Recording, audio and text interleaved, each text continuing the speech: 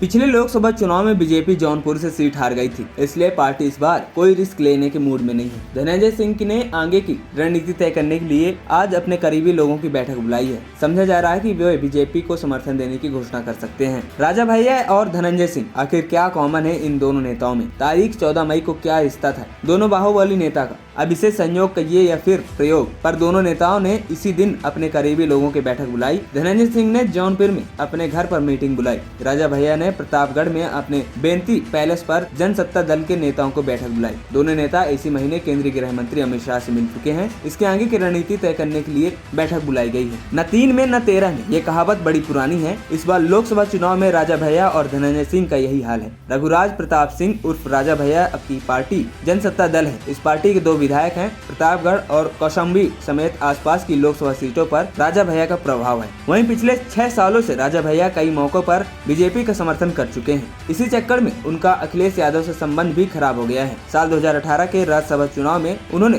BSP उम्मीदवार को vote नहीं दिया। तब से समाजवादी पार्टी और बीएसपी का गठबंधन था। कहते हैं कि ताली दोनों हाथ से बजती है, लेकिन राजा भैया और बीजेपी के मामले में ऐसा नहीं। अब तक जो राजा भैया बिना शर्त साथ निभाते रहे हैं। आपको बता दें, राजा भैया इस बार कौशाम्बी लोकसभा सीट से अपने सहयोगी शैलेंद्र कुमार को चुनाव लड़ाना चाहते थे, लेकिन बीजेपी से बात नहीं बन पाई। बीजेपी ने अपने वर्तमान सांसद विनोद सोनकर को ही टिकट दिया, लेकिन इसके बाद बेंगलुरु से राजा भैया और अमित शाह की मुलाकात हुई और दिल खोलकर बात हुई। वहीं कभी मुलायम सिंह यादव के करीबी रहे राजा भैया अब समाजवादी पार्टी के घनघोर विरोधी हैं। वे यूपी के मुख्यमंत्री योगी आदित्यनाथ के साथ भी काफी करीबी हैं। समझा जा रहा है कि अमित शाह ने राजा भैया को उचित मान सम्मान का भरोसा दिया है। अगर इतने में राजा भैया मान गए तो फिर मंगलवार की बैठक में वे बीजेपी का समर्थन देने का फैसला कर सकते हैं। राजा भैया ने बताया कि बैठक में बाकी नेताओं की ओर से जो राय होगी वही उनका फैसला होगा। अगर ये कहा गया कि लोगों अपनी अंतरात्मा की आवाज पर वोट करेंगे तो फिर वही सही होगा। वहीं जौनपुर के पूर्व सांसद धनंजय सिंह जमानत पर बाहर आए हैं। उन्हें